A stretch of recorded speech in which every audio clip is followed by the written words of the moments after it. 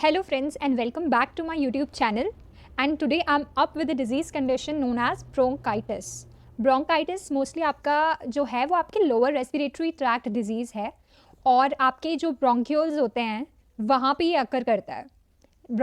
जो ब्रोंकाई और ब्रोंक्यूल्स है वो आपके लोअर रेस्पिरेटरी ट्रैक्ट का एक पार्ट है, इसलिए आज हम डिस्कस करेंगे ब्रोंकाइटिस के बारे में।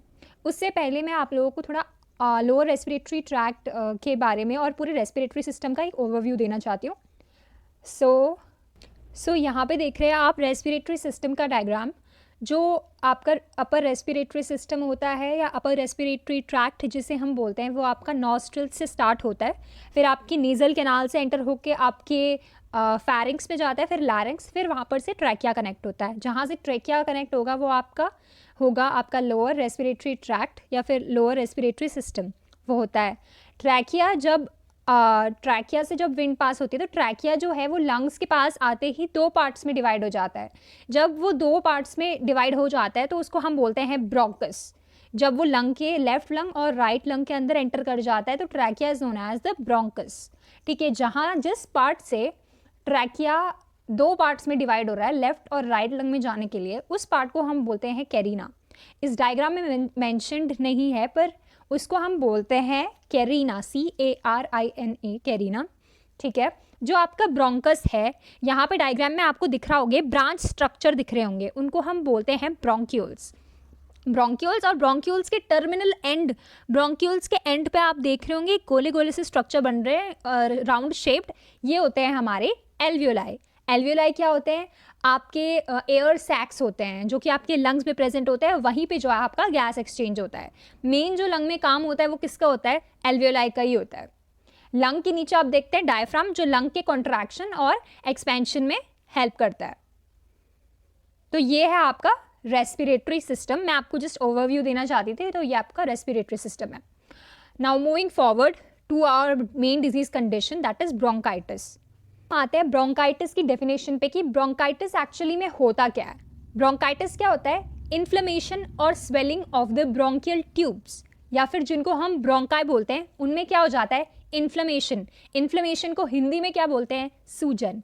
इन्फ्लेमेशन को हम और क्या बोल सकते हैं? स्वेलिंग। ठीक है, जब क्या होता है आपके ब्रोंकाई की ट्यूब में, ठीक है, क्योंकि ब्रोंकाई क्या होते हैं? आपकी जो एयर है ना वो पास करवाते हैं वो लंग्स में। अब उनमें क्या हो जाता है? इन्फ्लेमेशन हो जाता है, वो स्वेलिंग हो जाती है उनमें। किस कारण से? किसी इन्फेक्शन के कारण, कोई बैक्टीरिया हो गया, कोई वायरस हो गया, इनके कारण क्या हो जाता है, या फिर कोई पोल्यूटेंट हो गया, डस्ट हो गया, आपका स्मोक हो गया, धुआं हो गया, उसके कारण क्या हो जाता है वहाँ पे आपके ब्रोंकियल ट्यूब्स में क्या आ जाती है? स्वेलिंग आ जाती है। ठीक है, जिसकी वजह से क्या होता है वहाँ पे क्या हो जाती है, कई बार ऑब्स्ट्रक्शन हो जाता है। ठीक है, वहाँ की जो ब्रोंकियल ट्यूब की जो लेयर है वो कैसे हो जाती है? अब स्वेलिंग हुई है तो कैसे हो जाएगी ब्रोंकियल ट्यूब? थिक हो जाएगी, एकदम मोटी हो जाती है, अंदर ही अंदर से क्या हो जाता है, उसमें सूजन आ जाती है, जिसकी वजह से क्या होता है, नॉर्मली जो हमारी ब्रोंकियल ट्यूब्स होती है उनमें क्या होता है, म्यूकस प्रोडक्शन होता है पर कम होता है।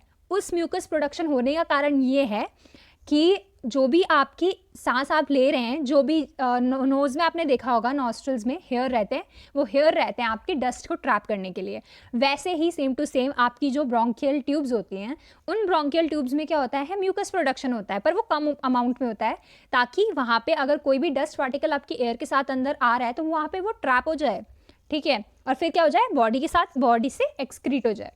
लेकिन उस टाइम पे क्या होता है, म्यूकस प्रोडक्शन बहुत ज़्यादा होता है जब आपका ब्रोंकाइटिस होता है, जब आपका इन्फ्लेमेशन होता है, वहाँ पे किसी वायरस ने, किसी बैक्टीरिया ने अगर अटैक कर दिया तो क्या होता है, बहुत ही ज़्यादा आपका क्या होता है, म्यूकस प्रोडक्शन होता है, जिसकी वजह से क्या हो जाता है, थिक म्यूकस हो जाता है, जिसकी वजह से कई बार क्या हो जाता है, सांस लेने में दिक्कत हो जाती है और ब्रोंकियल ट्यूब्स में ऑब्स्ट्रक्शन भी आ सकता है। ठीक है, bronchitis is when the lining of bronchial tubes become inflamed और इन्फेक्टेड। यहाँ पे मैं एक बात आपको बताना चाहूँगी, ब्रोंकाइटिस के आपने देखा होगा पीछे से ITIS लगा है, ये ITIS आपको जहाँ पे भी लगा मिलेगा, it means there is inflammation on that particular body part. ठीक है, वहाँ पे क्या होगा, इन्फ्लेमेशन या स्वेलिंग जिसे हम बोलते हैं, वहाँ पे वो प्रेजेंट होगी। ठीक है, और bronchitis is caused by virus, bacteria and other particle that irritate the bronchial tube. जैसे मैंने अभी बताया, ब्रोंकाइटिस इन्फेक्शन के कारण हो सकता है, जो कि वायरस या बैक्टीरिया से हो रहा है, या फिर किसी और इरिटेट पार्टिकल से, इरिटेशन कॉजिंग पार्टिकल से, जैसे कि आपका डस्ट हो गया, आपका धुआं हो गया, स्मोक हो गया, फ्यूम्स हो गए, ये सब होते हैं। नेक्स्ट, ये स्ट्रक्चर आप यहाँ पे देख रहे होंगे, ये है ब्रोंकाइटिस का। तो इसमें क्या क्या इफेक्ट पड़ता है आप देख रहे होंगे। ये आप देख रहे होंगे यहाँ पे ब्रोंकियल ट्यूब्स हैं। एक है आपकी नॉर्मल ब्रोंकियल ट्यूब, एक है आपकी ब्रोंकाइटिस वाली। जो नॉर्मल वाली है उसका आप देख रहे होंगे ल्यूमन जो है, ल्यूमन यानी कि जो सर्कुलर कैविटी होती है जिसके थ्रू एयर एंटर करती है, वो कैविटी यहाँ पे क्या है, बहुत ही वाइड है। लेकिन यहाँ पे जो ब्रोंकाइटिस वाला आप देख रहे हैं, यहाँ पे छोटा सा ही ल्यूमन है, बहुत ही नैरो है, ठीक है। और इन्फ्लेमेशन, क्योंकि इस वजह से नैरो है, इन्फ्लेमेशन की वजह से वहाँ पे ब्रोंकियल ट्यूब में अंदर ही अंदर वहाँ पे सूजन हो गई है, इस वजह से।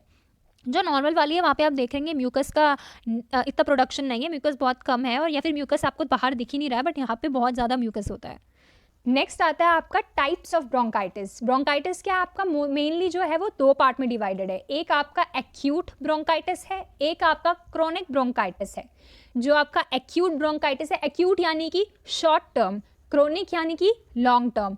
एक्यूट मतलब, एक्यूट क्या होता है आपका, acute bronchitis is a shorter illness that commonly follows a cold or viral infection such as flu।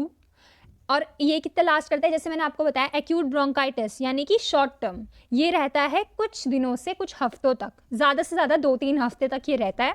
और इसमें क्या होता है, नॉर्मल आपको जैसे कोल्ड होता है या फिर वायरल इन्फेक्शन जैसे फ्लू होता है, वो आपको एक्यूट ब्रोंकाइटिस में देखने को मिलेगा। पर क्रॉनिक ब्रोंकाइटिस क्या है, क्रॉनिक ब्रोंकाइटिस एक्यूट ब्रोंकाइटिस का सीवियर फॉर्म है। अगर आप एक्यूट ब्रोंकाइटिस को टाइम पे क्या करते हो, ट्रीट नहीं करते हो, तो किस में चेंज हो जाता है, आपका सीवियर फॉर्म में, क्रॉनिक ब्रोंकाइटिस। एक बात मैं यहाँ पे बहुत क्लियर करना चाहती हूँ कि जो क्रोनिक ब्रोंकाइटिस है वो मंथ ईयर तक रहता है, मंथ्स और ईयर्स तक रह सकता है, इसमें सीवियर कोल्ड होता है। लेकिन क्रॉनिक वो कब बनता है, जब आप क्या कर रहे हो, कंटिन्यूसली आप किसके कांटेक्ट में आ रहे हो, जो इरिटेंट्स हैं, जैसे आप वायरस, बैक्टीरिया, या आपकी इम्यूनिटी बहुत यहाँ पे काम आती है। तो अगर आपकी इम्यूनिटी बहुत लो है तो क्या होगा, आपको बार बार इन्फेक्शन होगा, आपको बार बार कोल्ड होगा, आपकी इम्यूनिटी और वीक हो जाएगी। और अगर आपको प्रॉपर ट्रीटमेंट आपने नहीं लिया, उस वजह से भी क्या हो सकता है, आपकी इम्यूनिटी बहुत ही वीक जा सकती है, जिसकी वजह से आपको क्या हो सकता है, क्रॉनिक ब्रोंकाइटिस होता है। कंटिन्यूस एक्सपोजर के कारण भी हो सकता है। अगर कहीं आप ऐसी जगह काम करते हैं जहां आप कंटिन्यू फ्यूम्स, डस्ट इसके कांटेक्ट में आ रहे हैं, तो तभी भी आपको क्या हो सकता है, एक्यूट ब्रोंकाइटिस हो सकता है। और वो क्या कैसे होता है, मंथ से लेके ईयर तक, जिस हिसाब का आप ट्रीटमेंट लेंगे उस हिसाब से वो रहेगा। अगर आप सही ट्रीटमेंट लेते हैं क्रॉनिक ब्रोंकाइटिस के टाइम पे, तो क्या मंथ तक रहेगा, 1 मंथ, 2 मंथ, 3 मंथ, ज़्यादा से ज़्यादा 3 मंथ। बट अगर नहीं ट्रीट हो पाया वो सही से, अगर सही ट्रीटमेंट नहीं मिला है, तो वो सालों सालों तक एक्सटेंड हो सकता है। नेक्स्ट आता है आपका इटियोलॉजी एंड रिस्क फैक्टर्स। जो फर्स्ट आता है आपके, इटियोलॉजी क्या होती है, जो कॉजेज़, जो आपको अगर ब्रोंकाइटिस हो रहा है तो उसका मेन कॉज क्या है, किन किन कॉजेज़ की वजह से आपको ब्रोंकाइटिस हो सकता है। और रिस्क फैक्टर्स वो है जिन जिन लोगों को क्या हो सकता है, ब्रोंकाइटिस का रिस्क है, कि उन्हें रिस्क है ब्रोंकाइटिस का। पहला है आपका नंबर 1, स्मोकर्स।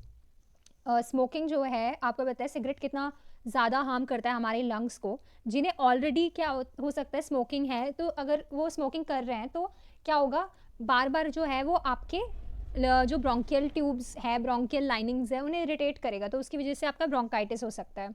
जो कार्सिनोजेंस है, जो आपके जो स्मोक है, सिगरेट स्मोकिंग का जो स्मोक होता है वो इरिटेट करता है ब्रोंकियल लाइनिंग को, और उस वजह से भी क्या हो सकता है, आपको ब्रोंकाइटिस हो सकता है। दूसरा आपका, people who are exposed to a lot of second hand smoke. Second hand smoke वो स्मोक होता है, सपोज आपके घर में कोई सिगरेट स्मोकिंग वाला एक पर्सन है, और आप क्या हो सकता है, आप वो घर में बैठ के स्मोकिंग कर रहे हैं, और आप भी क्या हो सकते हो, बहुत ज़्यादा एक्सपोज हो रहे हो उस स्मोकिंग के, स्मोक के। तो वो जो स्मोक है वो डायरेक्टली इनडायरेक्टली आपको भी इफेक्ट कर रहा है, ठीक है। और या फिर आप कहीं ऐसी जगह काम करते हैं, किसी ऐसी फैक्ट्री में जहाँ क्या स्मोक प्रोडक्शन बहुत ही ज़्यादा हो, तो आप क्या हो, कंटिन्यूस एक्सपोजर में हो स्मोक के। भले ही आप खुद स्मोकिंग नहीं कर रहे हैं, या फिर आप खुद स्मोक आपके आसपास नहीं है, बट आप एक्सपोज हो रहे हो उससे, बार बार एक्सपोज हो रहे हो, तो उस वजह से क्या हो सकता है, आपको ब्रोंकाइटिस हो सकता है। People with weak immune system, अगर आप पहले ही इम्यूनो कॉम्प्रोमाइज्ड हो, पहले ही आपको कोई इम्यूनिटी वीक है, या फिर आपको पहले ही कोई और डिजीज़ कंडीशन है जो कि आपके रेस्पिरेटरी ट्रैक्ट की है, तो फिर आपको क्या हो सकता है, रिस्क है आपको ब्रोंकाइटिस होने का। फिर आता है आपका elderly and infants because they are prone to infection, उनकी इम्यूनिटी पहले ही वीक होती है। जो एल्डरली होते हैं, जो ओल्ड एज होते हैं और जो इन्फेंट बच्चे होते हैं, उनकी इम्यूनिटी पहले ही वीक होती है और वो क्या होते हैं, इम्यूनो कॉम्प्रोमाइज हो सकते हैं। अगर कोई भी इन्फेक्शन के ज़्यादा प्रोन होता है, कोई भी इन्फेक्शन उन्हें क्या हो सकता है, ईजिली एक्सपोज कर सकता है। People with gastro-oesophageal reflex disease, इसको हम बोलते हैं GERD। ये जो होती है, इसमें क्या हो जाता है, आपका जो आपका गैस्ट्रिक कंटेंट है including the hydrochloric acid HCl, वो क्या हो जाता है, आपके अपवर्ड मूवमेंट करता है, रिफ्लेक्स करता है। कहाँ? आपके इसोफेगस में। तो जब इसोफेगस से वो क्या हो रहा है, इसोफेगस तक पहुंच रहा है, तो इस एनाटॉमिकली जो आपका ट्रैकिया, विंड पाइप और इसोफेगस है, दे आर क्लोज इनफ, और वो आपस आसपास ही है। बस at the time of eating, या फिर जैसे हम कुछ खा रहे हैं या फिर कुछ घूट रहे हैं, तो फिर क्या होता है, विंड पाइप को कौन कवर कर देता है, आपका एपिग्लॉटस। ठीक है, जिसकी वजह से जो आपका गैस, जो आपका फूड कंटेंट है, वो किस में डायरेक्टली एंटर होता है, ट्रैकिया में। तो इसमें क्या होता है, कई बार एपिग्लॉटस ओपन भी हो जाता है, जिसकी वजह से ट्रैकिया में भी कुछ कंटेंट जा सकता है, जिसकी वजह से हमें ब्रोंकाइटिस हो सकता है। फिर आपका है people who are expose to air pollution. अभी मैंने बताया था कि पीपल जो कंटिन्यूस एक्सपोजर में रहते हैं स्मोक, फ्यूम या डस्ट के, वो क्या करता है, हमारे अगर हमें वो इनहेल कर दिया एयर के साथ, तो उसमें क्या, हमारी जो ब्रोंकियल ट्यूब्स है या फिर रेस्पिरेटरी ट्यूब्स है, उसमें क्या करेंगे, वो इरिटेशन कॉज करेंगे, जिसकी वजह से क्या होता है, आपका ब्रोंकाइटिस होने के चांसेस और रेस्पिरेटरी डिजीजेस होने के चांसेस भी हैं। आपका science and symptoms of bronchitis, अगर किसी पर्सन को ब्रोंकाइटिस है तो उसमें क्या क्या साइंस और सिम्टम हमें देखने के लिए मिलेंगे। पहला होता है इन्फ्लेमेशन और स्वेलिंग ऑफ द ब्रोंकाई। वो तो मैंने आपको स्टार्टिंग में बताया, ब्रोंकाई जो आपको कैसा मिलेगा, इन्फ्लेम्ड, उसमें क्या होगी, स्वेलिंग होगी, कफिंग होगी। कफिंग क्यों होगी, कफिंग क्यों होगी, क्योंकि आपके क्या हो जाता है, आपको सांस लेने में प्रॉब्लम हो रही है। ठीक है, आपके अंदर वायरस आ गया है, बैक्टीरिया आ गया है, ऐसे कुछ इरिटेंट्स आ गए जो आपकी ट्रैकियल लाइनिंग को क्या करेगी, इरिटेट करेगी, तो आपको कफ होगा। ठीक है, production of clear white yellow mucus, mucus production क्यों हो रहा है, मैंने बताया था, जहाँ पे इन्फ्लेमेशन होगा वहाँ पे क्या होगा, over secretion of the mucus होगा। अब क्यों होगा, वो आपकी WBC जो है क्या कर रही है, उस इरिटेंट जो आपकी बॉडी में एंटर हुआ है, कोई वायरस, बैक्टीरिया या फिर कोई भी डस्ट पार्टिकल, उसको रेजिस्ट करने के लिए आपकी जो WBC है वो क्या प्रोड्यूस कर रही है, जो WBC है वो क्या कर रही है, डिफेंड कर रही है बॉडी को, इसलिए एक्सेसिव म्यूकस प्रोडक्शन वहाँ पे हो रहा है। फिर आएगा shortness of breathe. Shortness of breathe क्यों होगी, क्योंकि ओवर प्रोडक्शन ऑफ म्यूकस होगा।